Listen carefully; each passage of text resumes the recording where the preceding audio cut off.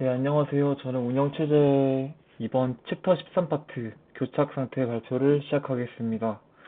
우선 이번 챕터 목표는 교착 상태가 무엇인지 이해를 하고, 그리고 교착 상태가 어떤 상황에서 발생하는지 이해하고, 교착 상태를 예방, 회피, 검출하는 방법들을 학습해 보겠습니다. 자, 그래서 첫 번째로 교착 상태란 무엇인가? 교착 상태는 서로 다른 프로세스들이 상대 프로세스가 가진 자원을 기다리기만 하다가 결국 어느 한쪽도 실행되지 못하고 대기 중인 상태를 교착 상태라고 합니다. 이제 아래 그림을 하나 가져왔는데요. 프로세스 A는 자원 1을 가지고 있고 프로세스 B는 자원 1을 가지고 있습니다. 근데 이제 작업을 하는데 프로세스 A가 자원 2가 필요하고 B는 반대로 1이 필요합니다. 그래서 이렇게 서로 얘를 가져야 되는데 이미 다른 프로세스가 그 자원들을 가지고 있는 경우에 계속 대기만 하고 있는 겁니다. 둘 다. 서로 내놔라 이러고 있는 거예요. 이렇게 진행이 안 되는 상태를 교착 상태라고 합니다. 이런 교착 상태를 해결하려면 먼저 이거 교착 상태가 발생했을 때 상황을 정확하게 표현할 줄 알아야 되고요.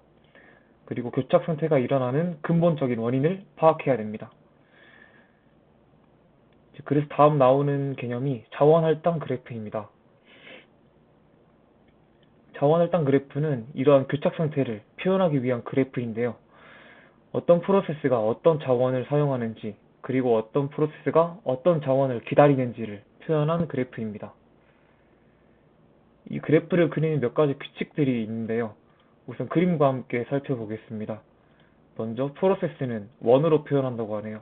그래서 프로세스는 P1, P2, P3 이렇게 세 개를 표현해 놓았고요. 그리고 자원의 종류는 사각형으로 표현을 한다고 합니다. 그래서 자원 R로 표시를 하겠습니다. R1, R2, R3 이렇게. 그리고 사용할 수 있는 자원의 개수는 자원 사각 안에 있는 점으로 표시한다고 합니다. 그래서 R1은 한 개의 자원, R2는 두 개의 자원, R3는 세 개의 자원을 이용할 수 있겠네요. 그리고 프로세스가 어떤 자원을 할당받아서 사용 중이라면 자원에서 프로세스를 향해 화살표를 표시합니다. 지금 P1의 경우는 R2를 가지고 있습니다. 그래서 R2 자원에서 P1으로 프로세스 이렇게 화살표가 그어진 걸로 확인이 되고요. 그리고 반대로 프로세스가 어떤 자원을 기다리고 있으면 프로세스에서 자원으로 화살표를 표시한다고 합니다. 지금 프로세스 P1은 R1을 기다리고 있습니다.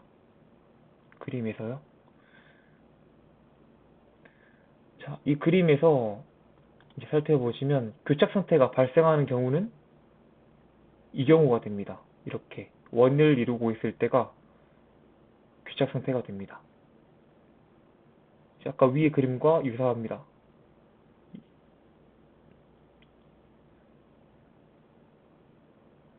좀 더 자세히 알아보자면 이러한 교착 상태가 발생되려면 네 가지 조건을 모두 만족해야 이 교착 상태가 될 가능성이 생깁니다. 그 네 가지 조건은 먼저 상호 배제, 점유화 대기, 비선점, 원형 대기 이렇게 네 가지가 있습니다. 하나씩 자세히 살펴보겠습니다. 먼저 상호 배제입니다. 상호 배제에서는 하나의 자원에 하나의 프로세스만 할당 가능하기 때문에 이는 교착 상태의 원인이 될 수 있습니다. 한 프로세스가 사용하는 자원을 다른 프로세스가 사용할 수 없기 때문에 즉 상호 1프로세스 1자원입니다. 이러한 상황의 교착 상태가 발생할 수 있습니다. 다음 점유화 대기입니다. 한 프로세스가 자원을 보유했을 때 다른 자원을 기다렸기 때문에 문제가 발생하는 걸로 생각을 합니다. 그래서 자원을 할당받은 상태에서 다른 자원을 할당받기를 기다리는 상태인 점유화 대기 이 상태에서 교착 상태가 발생할 수 있습니다. 다음 비선점입니다. 비선점은 프로세스가 자원을 비선점, 뺏을 수 없다는 소리입니다. 아까 교착 상태가 그 다른 자원을, 다른 프로세스가 이용 중인 자원을 반환을 기다리다가 일어난 일이라고 했었죠. 그걸 뺏을 수 있다면 교착 상태가 안 일어나겠죠. 그래서 이런 비선점 상황에서 일어난다 라고 말하고 있습니다. 자, 다음 원형 대기입니다. 원형 대기 상태는 아까 그래프에서 보았듯이 이렇게 원의 형태를 이루었기 때문에 이렇게 원의 형태를 이루어서 이렇게 서로 기다리고 있다. 내가 가지고 있는 걸 서로 기다리고 있는 겁니다. 이제 이렇게 원을 이루게 되면 그 상태를 원형 대기 상태라고 말을 합니다. 그래서 프로세스들이 원의 형태로 자원을 대기하는 것, 즉 원형 대기로 인해 교착 상태가 발생할 수 있습니다. 하지만 이렇게 원을 이뤘다고 해서 반드시 교착 상태가 발생하는 것은 아닙니다. 일어나기 위한 교착 상태가 발생되기 위한 조건들 중에 하나일 뿐, 반드시 발생하는 것은 아닙니다. 다시 말하지만 이 네 가지가 모두 이루어져야 교착 상태가 발생합니다. 다음 파트에서는 교착 상태 해결 방법을 다루고 있습니다. 크게 세 가지 방법을 제시하고 있는데요. 교착 상태 예방, 교착 상태 회피, 그리고 교착 상태 검출 및 회복입니다. 아래에서 좀 더 자세히 설명드리기 위해서 위의 설명을 생략하겠습니다. 먼저 교착 상태 예방입니다. 이제 위에서 아까 설명했던 그 교착 상태가 되기 위한 네 가지 조건 중에 하나라도 충족하지 못하게 하는 방법으로 교착 상태를 예방할 수 있습니다. 아까 말했듯이 네 개 중에 하나라도 만족하지 않으면 교착 상태가 발생할 일이 없습니다. 그래서 이러한 네 가지 조건에 따라서 각각 없애면서 어떤 식으로 진행이 되는지 보겠습니다. 먼저 상호배제를 없애봤습니다. 상호배제는 이제 아까 말했듯이 1자원 1프로세스를 말하는 건데요. 만약에 한 자원에 여러 프로세스가 할당이 될 수 있다면, 그러니까 상호배제를 없앴다면 모든 자원을 공유하게 만드는 것과 같은 말이죠. 하지만 이것은 현실적으로 불가능한 방법입니다. 그래서 두 번째, 점유화되기를 없애봤습니다. 특정 프로세스에 자원을 모두 할당해버리거나 아예 할당하지 않거나 좀 극단적으로 해결한 방법인데요. 일단 교착 상태는 해결이 가능합니다. 하지만 단점도 존재합니다. 단점이 두 가지 정도 있는데, 하나가 자원 활용률이 낮아진다. 예를 들어 제가 자원을 다 받았어요. 1, 2, 3, 4, 5를. 근데 저는 2라고 2만 필요합니다.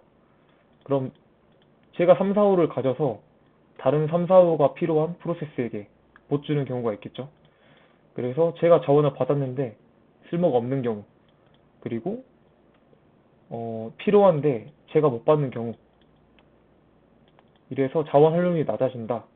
이게 첫 번째 단점이고요. 두 번째는 기하 현상을 야기한다. 많은 자원을 필요로 하는 프로세스가 무한정 대기하게 되는 겁니다. 할당을 계속 기다리고 있는 거예요. 이런 현상이 일어나서 이러한 단점이 있다. 그리고 세 번째, 비선점 조건을 없애봤습니다. 그러니까 뺏을 수 있게 한 겁니다. 자원을 뺏을 수 있게 했습니다.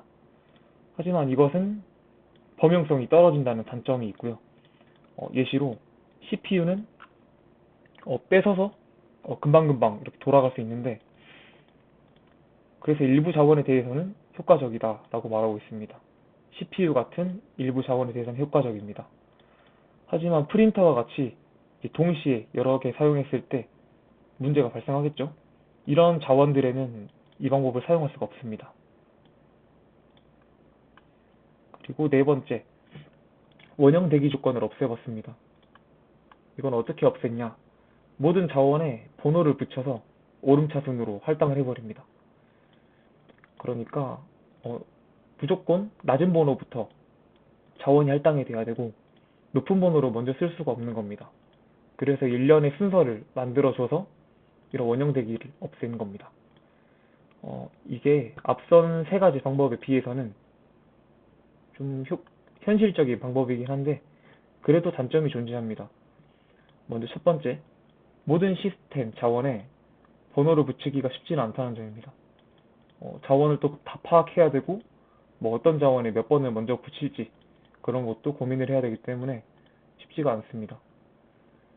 그리고 두 번째, 특정 자원에 특정 번호를 매겨버리면 해당 자원의 활용률을 떨어뜨릴 수 있습니다. 예를 들어 1, 2, 3 자원이 있는데 1, 3, 2 순으로, 그러니까 자원 1, 자원 2, 자원 3이 있을 때 이거를 1, 3, 2 순서로 할당했을 번호를 매겼을 때 제일 효과적이라고 생각을 해보겠습니다.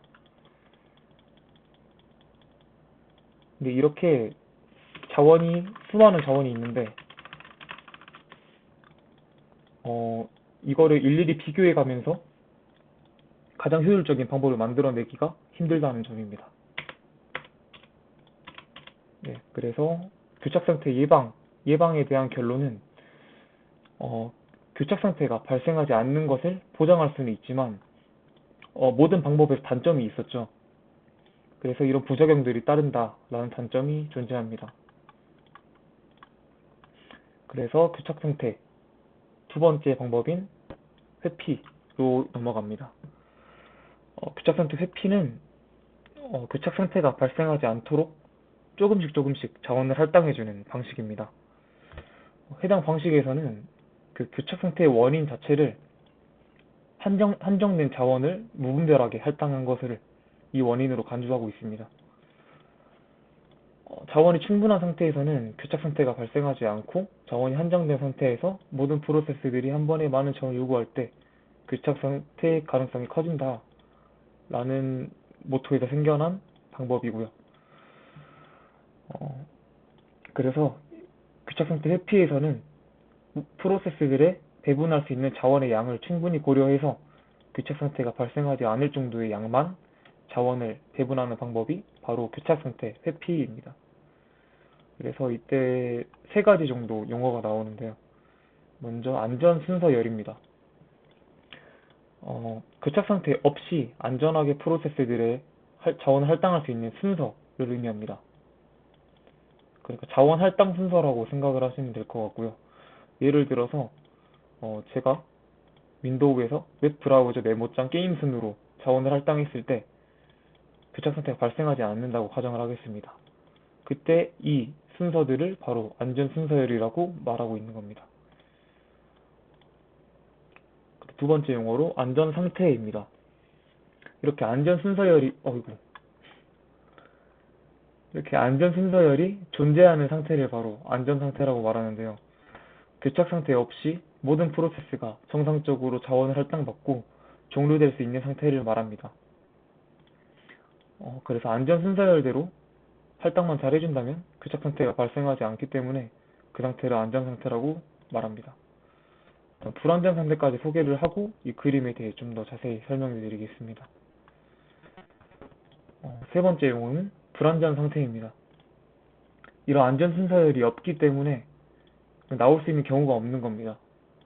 어떻게 할당을 해도 효율적인 분배가 되지 않아서 교착 상태가 나올 수밖에 없는 상태를 바로 불안전 상태라고 말합니다.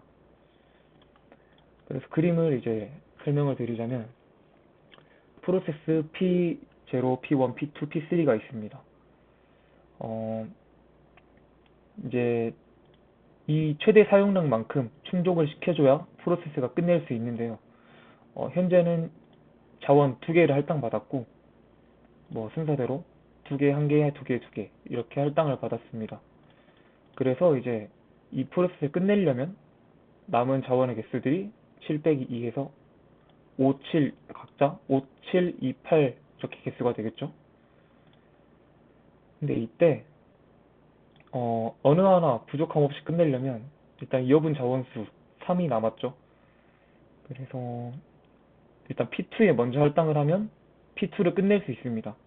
이걸 끝내게 되면 여기 할당되어 있던 자원들, 그러니까 2개를 주면 4개가 되고, 이게 끝나면 4개가 다시 반환이 되겠죠. 그럼 그때는 다시 여분 자원수가 5개가 될 겁니다. 왜냐하면 2개를 넣어줬고 지금 여분 자원 중에 P2가 필요한 이만큼을 다시 할당해줬고, 이가 끝난다면 4가 다시 반환이 되기 때문에 1 더하기 4에서 5가 됩니다. 그래서 P2가 끝났을 때는 자원이 5개가 남고요. 그 다음에 P0, 5개가 필요하죠. 반환됐던 거 5개 다 줍니다.